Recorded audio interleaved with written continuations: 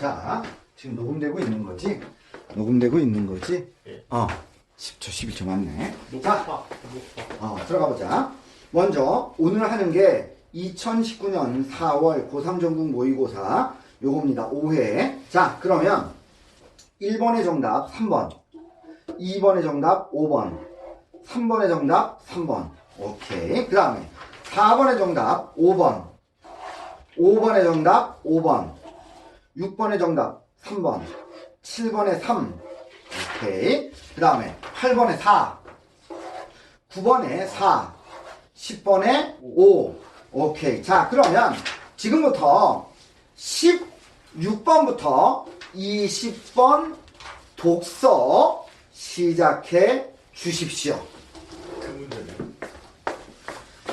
이런 문제가. 자, 그러면 이제 또 시작을 해봅시다. 16번부터 정답 불러드리겠습니다. 16번에 4, 17번에 5, 18번에 3, 19번에 3, 20번에 5. 자, 질문? 17, 18번 보자. 자, 보자. 보기는 운행 중인 전기자동차의 제동 과정이야. 몇 달러 보면 돼? 6달러를 보면 돼. 6달러에 나와 있어. 제동 과정을 주요 장치들을 중심으로 도식화한 것이다. 윗글을 바탕으로 보기에 대해 설명한 내용으로 틀린 게 뭐냐라고 했거든. 봐봐. D, 마찰 제동 장치는 B로부터 신호를 받아 전자 제어 장치로부터 신호를 받아 전체 제동력에서 C 회생 제동 장치가 발생시킬 제동력의 크기를 계산하겠군. 내용이 없습니다. 이런 내용이. 너 몇 번이라고 했니? 1번 보자. 자, A를 밟게 되면 제동 페달이야. 제동 페달이면 뭐야?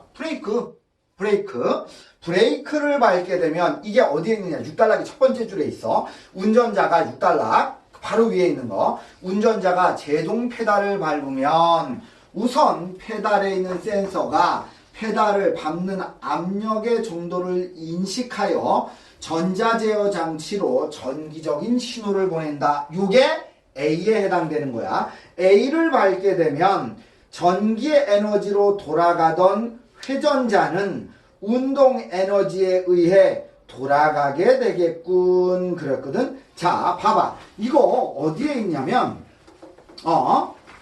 이거 지금 바퀴를 운전자가 제동 브레이크를 밟으면 우선 브레이크에 있는 센서가 페달을 밟는 압력의 정도를 인식해서 전자제어 장치로 전기력 신호를 보낸다. 이랬거든. 그러면 전기 에너지로 돌아가던 회전자가 뭐야? 바퀴, 자동차 바퀴. 자동차 바퀴는 운동 에너지에 의해, 운동 에너지가 뭐야? 서는 거. 그치? 갑자기 끽 쓰는 거. 운동 에너지에 의해서 돌아가게 되겠군. 요게 어디에 나오느냐? 4단락에 하나, 둘, 셋, 넷, 5번째 줄에 나와. 그러나 여기 끝부분에 달리던 자동차의 관성으로 인해 바퀴는 일정 시간 굴러가기 때문에 바퀴가 회전자를 돌리는 상황이 된다. 요거 바퀴가 회전자를 돌려. 요게 뭐가 돼? 운동 에너지가 되는 거지. 그래서 1번은 맞는 얘기입니다. 그 다음에 18번 보자. 윗글을 바탕으로 보기를 이해한 내용으로 틀린 게 뭐냐라고 했거든. 자, 이거는 에스컬레이터 얘기입니다.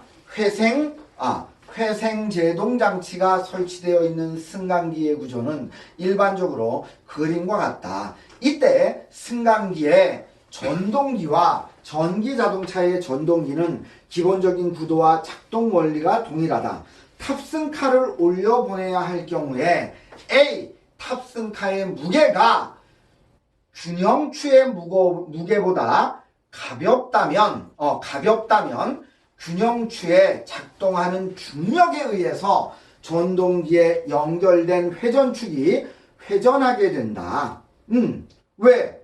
지금 탑승카보다 균형추가 더 어느 게 더 무거운 거야? 탑승카의 무게가 탑승카의 무게가 더 가볍다면 균형추가 더 무거운 거고, 그러면 균형추가 밑으로 내려가면 이 탑승칸은 위로 올라가겠지. 요렇게 되는 거지. 그 다음에 균형추에 작용하는 중력에 의해 전동기에 연결된 회전축이 회전하게 되므로 전기가 생산된다. 반면 탑승카의 무게가 균형추보다 무겁다면 탑승카의 무게가 더 무거워. 그러면 지금 탑승카가 밑으로 내려가려고 하고 균형추는 위로 올라가겠지. 무겁다면 탑승카에 작동하는 중력에 의해서 전동기에 연결된 회전축이 회전하게 되어 전기 에너지가 만들어진다. 뭐랑 똑같냐면 요즘도 너희들 본 적이 있는지 모르겠다. 바퀴가 이렇게 있으면 자전거 바퀴가 있으면 앞바퀴 쪽에다가 요렇게 요게 바퀴라면 여기에 요렇게 연결돼 가지고 이게 라이트로 연결되면 여기서 불빛이 나가잖아. 따릉이 있잖아요. 따릉이 있어? 요게 돌아가면 바퀴가 돌면 요게 같이 돌아가. 왜? 바퀴가 이렇게 돌아가면 바퀴하고 여기하고 연결되게끔 이렇게 돼 있거든. 그럼 얘도 같이 돌아가는 거야. 바퀴가 이렇게 돌아가면 얘도 이렇게 돌아가겠지. 그러면 얘가 막 돌아가게 돼. 바퀴를 움직이면 얘가 막 돌아가게 되면 요게 운동 에너지가 뭘로 만들어져? 전기 에너지로 만들어지는 거야. 요게 마찬가지야. 그러면 얘가 이렇게 움직일 거 아니야. 그치? 이렇게 움직이면 움직일 때마다 여기에 있는 전동기가 돌아가겠지. 전동기가 돌아가면 뭐가 만들어져? 전기가 만들어져. 자전거랑 똑같은 원리야. 그래서 전기가 만들어진다. 그 다음에 반대로 탑승카의 무게가 균형추보다 가볍다면 전동기는 전기 에너지를 사용해서 그걸 끌어올려야 되겠지. 이렇게 되는 거야. 그러면 3번 봐봐. C의 경우가 뭐냐? 탑승카의 무게가 균형추보다 무겁다면 그러면 자 전기가 사용될까 안 될까? 전기가 사용될까 안 될까? 안 되지. 왜? 탑승카는 밑으로 내려갈 거고 균형추는 더 가벼우니까 올라가겠지. 그러면 뭐가 만들어져? 전동기가 돌아가겠지. 그럼 그때 전동기를 통해서 전기가 만들어지는 거지. 근데 거꾸로 지금 탑승카가 더 무거워. 근데 얘가 올라가려고 해. 원래 내려가야 되잖아. 그럼 그 전기를 그치? 그때 전기를 쓰는 거지. 그치? 이렇게 되는 거지. 그러면 C의 경우에 자 탑승카의 무게가 균형추보다 무거운 경우에 도선에 공급된 전류의 세기가 셀수록 회전자의 회전력은 커지겠군 그랬거든. 야 중력에 의해서 움직이는 거잖아. 중력에 의해서 움직이는 거니까 전기가 필요하지 않지. 그렇잖아. 왜? 지금 탑승카가 더 무겁잖아. 그럼 굳이 유일하게 쓸 때가 전기 쓸 때가 언제야? 쭉 내려가다가 쓸 때. 쓸 땐 전기를 써야 되겠지. 강제로 세워야 되니까. 그렇죠. 근데 그거 외에는 밑으로 내려갈 땐 굳이 안 써야 되죠. 전기를 쓸 필요가 없어. 만약에 탑승카가 더 무거운데 올라가야 돼. 그럼 써야 돼. 근데 탑승카가 더 무거운데 내려가야 돼. 그럼 뭐하러 써? 그냥 풀어. 그냥 풀어놓으면 전동기가 같이 돌아가니까 전동기가 돌아갈 때 전기를 모으는 역할을 하지. 그래서 3번이 틀린 거야. 몇 번이라고 했니? 2번 보자. B의 경우야. B의 경우. B가 뭐냐? 탑승카의 무게가 회전추보다 무거워. 자, 탑승카의 무게가 균형추보다 무거워. 그러면 보자. B의 경우 전동기는 전기의 에너지를 역학적 에너지로 전환하는 기능을 한다. 왜? 전기에 의해서 위로 올라갈 테니까. 요렇게 되는 거지. 자, 그러면 요렇게 해서 해결됐고요. 그 다음에 21번에서 25번 사이에 자, 문제 지금부터 풀어 주십시오. 자, 정답 다시 한번 불러드리겠습니다. 31번에 3, 32번에 3, 33번에 4입니다. 자, 32번과 33번에 대해서 풀이하겠습니다. 동윤아, 만약에 선생님 저 31번 틀렸는데요. 그러면 나한테 와. 그럼 내가 따로 풀이를 해줄 테니까 언제 날짜 잡아가지고 먼저 32번 보자. 자, 3번에 보면 땅 위와 땅 아래를 분간하지 않고 그렁그렁 사는 그들의 모습은 긍정적인 공간에 살고 있는 경주의 고향의 모습이지 공간의 대립을 극복하지 못해. 야, 공간에 그걸 극복한 사람들이 여기가 지금 어디의 모습이야? 고향 이상향의 모습이지. 그러면 대립을 극복한 사람들의 공간이 되는 거지.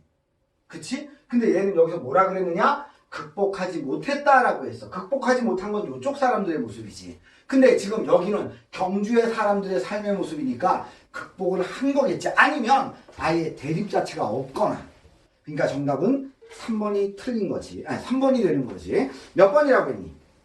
5번 보자. 귀양 온 영혼이 손에는 쇠고랑을 하고 무거운 형벌을 받고 있는 것에서 화자가 고향을 떠나 현실에서 고통스럽게 살고 있다라는 것을 엿보셨죠? 맞지? 그 다음 33번 기역 미음에 대한 이해로 틀린 게 뭐냐? 자, 리을 한번 보자. 리을에 보면 쫓기고 내몰린 것들을 껴안고 눈물 지어본 사람들은 알 것이다. 햇살 아래에 녹아내린 얼음에 그 투명한 눈물 자국을 이랬거든. 이거는 고통 속에서 고립되어 연약해진 얼음, 아니 얘는 자기 희생을 하고 그래서 눈물을 흘리는 그런 얼음의 모습이지 연약한 그게 아니지. 그래서 4번이 틀린 것이 몇 번이라고 했니? 2번 보자. 니은에 보면 철 모르는 돌팔매로부터 겁 많은 물고기들을 두는 동그란 것들을 놀라지 않게 하려고 얼음이 끼어 있다는 거야. 그러면 니은은 부정적 상황으로부터 돌팔매, 부정적 상황으로부터 다른 대상, 여기로 얘기를 하면 버들치, 송사리 같은 애들이지. 다른 생명을 보호하려는 얼음의 속성이 나타난다? 맞지. 자, 그 다음에 곧장 뭐야? 아씨, 이제 끝났나? 자, 이제 그 다음 거 현대 소설 곧장 들어가 봅시다. 첫 번째 보니까 오정희의 겨울뜸북이고 두 번째 거 보니까 이청준의 청년학이라는 거야. 먼저 36번 보기 한번 봐봐. 서사가 드러나는 갈래에서 서사라는 게 뭔지 우선 잠깐만 좀 얘기를 할게. 서사라는 얘기는 보통 어떨 때 많이 쓰냐면 서사 구조라는 표현에서 많이 나와. 서사 구조. 그럼 서사 구조나 또는 서사가 뭐냐? 두 가지가 있어야 돼. 시간의 흐름. 시간의 흐름 속에서 뭐가 있어야 되느냐? 인물의 사건. 인물의 사건이 있어야 돼. 야, 시간의 흐름에 따라 인물이 사건을 일으켜? 그럼 뭐랑 똑같아? 소설이랑 똑같아. 그래서 서사 구조다라는 얘기는 한마디로 얘기하면 소설 구조다라고 생각을 하면 돼. 이렇게 돌려서 얘기할 수 있는 거야. 자, 그러면 한번 들어가 보겠습니다. 어디까지 왔니? 야, 두 번째 38번도 있다. 38번도 보기 한번 보자. 시나리오에서는 시각적 요소와 청각적 요소를 표현하는 용어들이 있는데 클로즈업, 강조하기 위해서 화면 크게 띄우는 거, 이펙트, 특수효과와 같은 것들이 이에 해당한다. 클로즈업은 인물이나 배경의 일부를 화면에 크게 나타내서 주로 장면의 의미 등을 강조하는 방법이고, 이펙트는 화면에 음향을 삽입하여 장면 속의 상황을 전달하거나 장면 전환을 하는 등의 효과를 나타낸다라고 해서, 자, 어디까지 왔니? 신장로까지 왔다. 이것은 오빠가 생각해낸 놀이였다. 먼저 누가 나와? 오빠. 그러면 여동생 이렇게 두 명이 동시에 나오겠지. 그리고 얘가 서술자가 되겠네.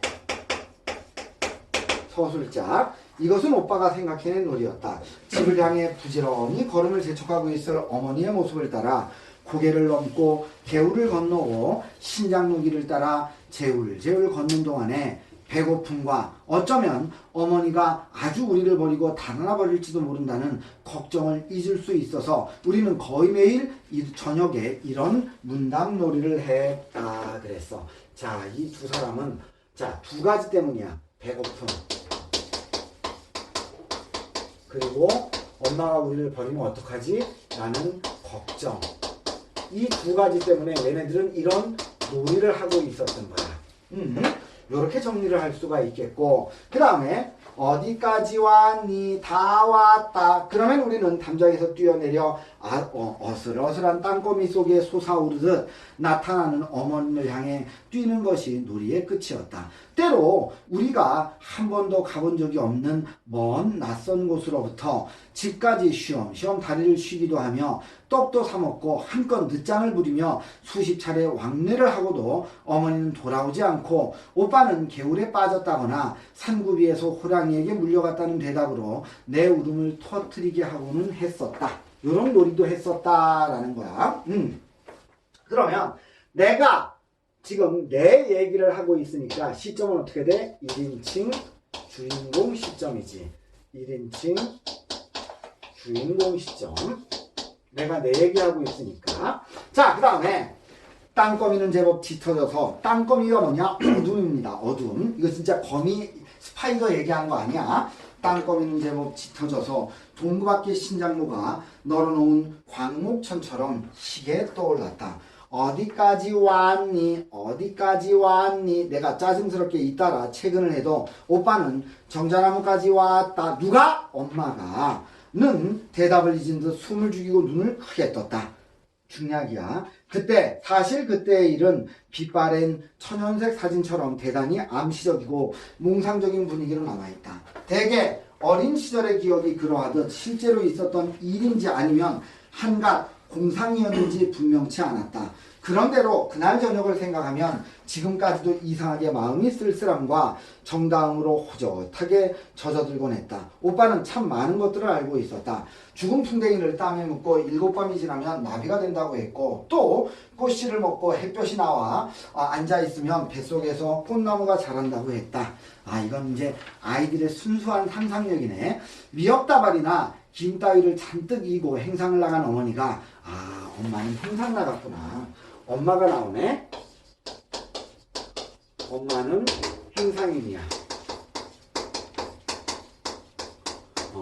아빠가 안 나오네. 그 다음에 돌아오지 않는 여름 저녁 나는 문호는 뭐냐면 물 플러스 논이야. 논에 물 찬 논. 이걸 이제 리을 탈락이 일어나서 문혼이라고 하는 거야. 물론에 돌 떨어지듯 텀벙 울어대는 뜸부기 소리를 들으며 뜸뿍 노래를 불렀다. 비단구주 사가시고 오신다더니 하는 구절을 몇 번이고 되풀이해 부르며 어서 오빠가 커서 엄마가 장사를 다니지 않아도 되고 이 노래처럼 내게 비단구두를 사오게 될 날이 꽤나 절박하게 소원했던 것이었다. 속초 우체국에 소인이 찍힌 오빠의 편지가 회사로 날아온 것은 그저께 오후였다. 이제 어른 얘기네. 나는 지금 회사를 다녀. 나는 어른이야. 회사를 다니고, 그 다음에 비슷하게 어려운 처지의 사람들끼리 서로 외로움을 나누기로 했다는 긍이 피상적이고 짧은 내용 끝에 돈을 붙이라는 추신이 붙은 엽서를 받은 후에, 지금 오빠로부터 돈 얘기가 나왔어. 돈 좀 붙여주고, 지금 나 마음이 맞는 외로운 여자하고 같이 살고 있어. 거의 2년 동안 한자 소식이 없어서 나는 오빠에 관한 소식이라면 부고거나 유소증이 아닐까 각오했던 터여서 봉투를 뜯는 손이 떨렸다. 그러나 편지는 유소도 부고도 아니었다. 수무리 강놈은 올케는 아이를 낳고 전몸살로 알아 누웠고 뱃속에서부터 영양이 부실했던 아이는 그나마 첫 구경도 못해서 8개월이 지나도록 뒤채지도 못하는 것. 그러면 얘는 결혼을 했네. 오빠는 어른이 돼가지고 이제 결혼을 했고 지금 가난한 것 같아. 그래서 돈 붙여달라고 편지를 보냈고, 오징어 처리되면 틀림없이 갚을 테니 5만 원만, 아니 3만 원이라도 급히 보내달라는 내용이 비명처럼 적혀 있었다. 시간을 내어 내가 한번 가거나 널더러 다녀가라는 것이 도리인 줄은 알지만 오빠는 덧붙였다. 직장에 모인 매민이 굳이 시간을 낼 것도 없고 또한 구차하게 사는 모습을 보이고 싶지 않으니 돈만 붙이라는 것이었다. 그리고 언제나처럼 너에게 도움이 못 될 줄망정 괴로운 부탁만 늘어놓는 못난 오빠를 용서해라 하는 추신이 붙어 있었다. 오랜만에 쓰는 편지인 탓인지 술을 마신 탓인지 꽤 긴 내용은 술꾼의 주정처럼 두서가 없었다. 3년 전에 마지막으로 어머니가 지니고 있던 금반지를 받아 쥐고 나간 이래 나는 오빠에게 오빠에게서 3번의 편지를 받았는데 내용은 매번 그렇게 절박했다. 나는 균형을 잃고 흔들거리는 글씨에서 몇 밤을 망설인 끝에 술기운을 빌어 비로소 엎드려 끄적거렸을 자괴 지심, 자괴감이야. 자괴감에 가득 찬 오빠의 얼굴과 손에 쥔 볼펜이 거북스러울 정도로 물질이 거칠어졌을 예전에는 유난히 가늘고 곱던 손을 떠올리며 가슴이 막혀왔던 것이다. 지금 오징어철이라는 걸로 봤을 때 오빠는 어부인가. 그 다음에 두 번째, 자, 바닷가야. 서양에 물든 바닷가. 유봉이가 바다를 바라보면서 사철가를 부른다. 자, 요거 잠깐만 좀 얘기를 해줄게. 유봉이하고 유화가 있는데, 유봉이, 유화. 이건 영화로도 돼서 1000만 관객을 모았던 엄청난 얘기야. 아버지 둘은 엄마가 달라. 둘은 엄마가 다른데 아버지는 같아. 근데 이 아버지는 뭐 하는 사람이냐? 아버지는 소리꾼이야. 얘한테는 노래를 가르쳤고 얘한테는 북을 가르쳤어. 그래서 같이 공연 다니고 이랬단 말이야. 그런데 얘는 가난하게 살고 힘든 게 싫어서 도망갔어. 얘밖에 안 남았지. 얘밖에 안 남았는데 아버지는 너는 소리도 참 좋고 다 좋은데 너무 맑어. 판소리를 하려면 소리에 한이 있어야 되는데 네 목소리는 너무 맑기만 해. 라고 해서 일부러 아버지가 이 유화 몰래 밥에다가 약을 계속 먹여. 어떤 약이냐? 눈이 멀어지는 약. 그래서 끝내 유화는 눈이 멀어져. 그러니까 뭐가 생겨? 안에 한이 생기는 거야. 그러면서 소리가 완성되지. 그런데 아버지가 나중에 고백을 해. 미안하다. 내가 그냥 내 욕심 때문에 너를 눈을 멀게 했구나. 그러자 얘가 이렇게 얘기해. 나도 알고 있었어. 근데 얘도 자기 소리에 만족하지 못했던 거지. 그러니까 아버지가 조금씩 약을 넣고 있다는 걸 알면서도 그 약을 먹어버렸어요. 그래서 눈은 멀었지만 소리에 대한 완성도는 얻었지. 그리고 아버지는 죽어. 사회생활을 하다가 끊임없이 얘는 그러니까 뭐랑 비슷하냐면 소리를 냈던 그걸 잊지 못하는 거야. 그러면서 어딘가에 살아있을 여동생을 계속 찾아다녀. 근데 끝내 만나. 근데 내가 네 오빠야. 오빠, 저 오빠의 여동생이요. 얘기 한마디도 안 해. 밤새도록 마치 모르는 사람끼리 한 사람은 북을 잡고 한 사람은 밤새도록 노래를 불러줘. 그렇게 하고 마치 아무 일도 없었다는 듯이 얘는 다시 또 나가. 이러면서 소설이 끝나거든. 소설은 이렇게 되는데 이 시나리오는 이걸 어떻게 바꿨는지 모르겠어. 그 다음에 유봉이 송화네. 여기서는 유화가 아니라 이름을 송화로 바꿨네. 송화. 오케이. 그러면 속절없이 가버렸으니 왔다 갈 줄 아는 봄은 반겨흔들 쓸데있나. 봄이 왔다가 가려거든 가거라. 네가 가도 여름이 되면 송화의 소리가 들려온다. 아버지의 마지막 날마다 사철가를 부제했다가 어느 날 갑자기 돌아가셨다. 내게 더 짐이 되지 않으시려고 일부러 목숨을 끊으신 것만 같아. 유봉의 임시가며. 송화는 유봉의 죽음에 대해 유봉이가 아버지인가 보네. 얘가 유봉인가 보네. 동화가 그 아들 이름이에요. 아, 그래? 네. 동화? 동호구나. 동호. 동호래. 동호. 이렇게 되는구나. 내가 실수했어. 자, 그 다음에 송화는 유봉의 죽음에 대해 이야기하며 유봉의 뜻을 계속 이야기한다. 바꿨네. 아버지는 어떻게 하면 내게 더 큰 소리를 심어주실까 평생도록 그 일만 생각하다 가셨어. 내가 그 사람을 그 사람이라 그러잖아. 왜? 너무 혹독하게 했거든. 내가 그 사람을 아버지라고 못하는 이유는 누나도 언젠가는 알게 될 거야. 그러면서 송화에게 탄피 반지를 건네준다. 이거 내가 탄피로 만든 반지야. 여기선 또 누나, 오호, 소설하고 되게 많이 바뀌었네. 누나 주려고 오랫동안 간직하고 있었네. 자주 닦아주지 않으면 녹이 쓸어. 동호는 탄피 반지를 주워주고는 그 길로 돌아선다. 붉은 수수밭을 걸어가는 동호의 얼굴, 통화의 얼굴, 눈물이 그렁거린다. 탄피 반지를 꼭 쥐는 송화의 손. 나는 누이와 그런 식으로 헤어진 걸. 송화가 일하는 술집 문을 열고 술꾼과 동호가 들어가자 자리를 잡고 앉는다. 술꾼이 주인 여자에게 소리를 같이 듣자고 청한다. 도라진 섬을 먹으나 굶으나 물질을 허용한 분 두 푼 모인 금전. 이게 노래야. 아지만 우리도 같이 듣게 마심. 우리도 같이 듣고 싶어요. 서방님 용돈에 다 나간다. 이어도 사나 주인 여자가 방문을 열자 손님들을 상대로 노래를 부르는 송화의 모습이 보인다. 이어도 사나 에이야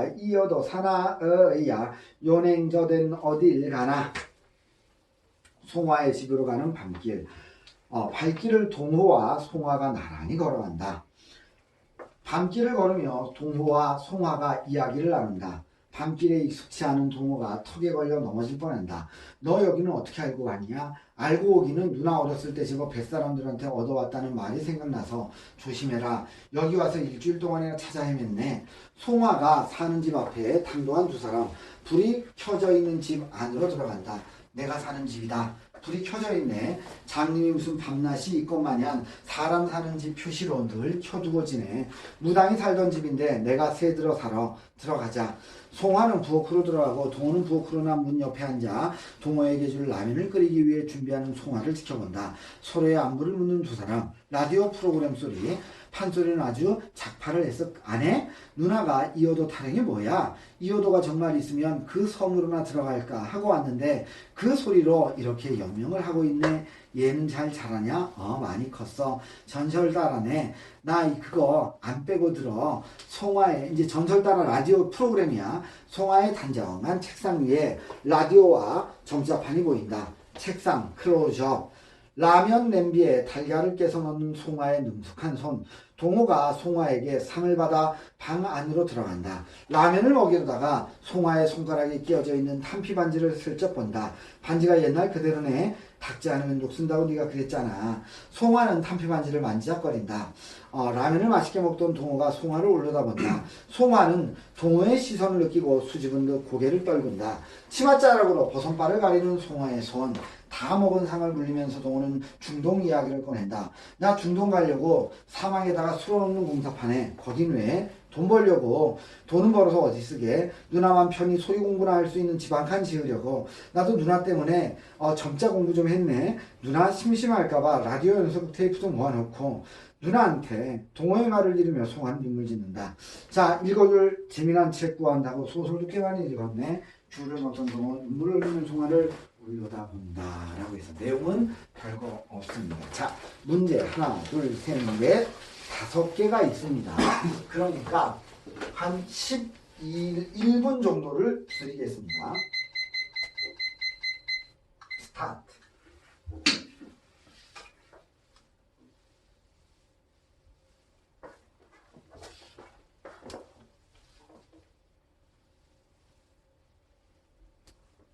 이거 하면 끝나겠다.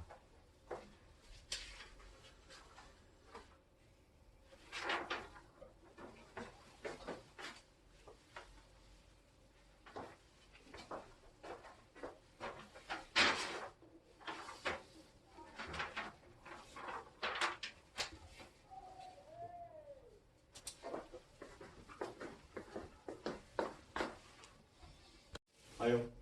그래. 자, 정답 불러드리겠습니다. 34번에 1, 35번에 5, 36번에 2, 37번에 4, 38번에 5. 자, 37번 한번 보자. 왜? 편지와 말의 공통점에 대한 설명으로 가장 적절한 거 그랬어. 4번 봐봐. 인물에 대한 정보를 담고 있어. 그랬네. 인물의 상황을 짐작하게 할 수 있다. 자, 우선 편지 먼저 얘기해보자. 오빠에 대한 내용 있지? 그래서 그러한 오빠에 대한 정보를 담고 있고 그 다음에 오빠의 상황을 짐작할 수 있는 거지. 그 다음에 말. 자, 내가 알고 오기는 누나 어렸을 때 제주 뱃사람한테 얻어왔다는 말이 생각이 나서 그랬거든. 자, 인물에 대한 정보가 들어있지. 그 다음에 지금 누나가 지금 제주도 근처나 뭐 이런 바닷가 근처에 살고 있구나 라는 인물의 상황도 짐작할 수 있게 하지. 그러니까 4번이 맞지. 몇 번이라 그러니? 3번. 3번 보자. 현재의 사건을 언급하며 이거는 오빠가 맞지. 그치? 그 다음에 현재의 사건을 언급했다. 이건 아니지. 왜? 지금 봐봐. 동호가 얘기하는 이 말은 과거에 누나가 얘기했던 그거를 얘기하는 거지. 현재 얘기가 아니라. 그치? 그 다음 두 번째. 오해를 만들었니? 그리고 오빠 편지 내용에 내가 오해할 내용이 들어있었어? 아니지. 그러니까 3번에 틀렸지. 3번은. 그래서 정답은 4번이 됩니다. 자, 오늘은 여기까지 하겠습니다.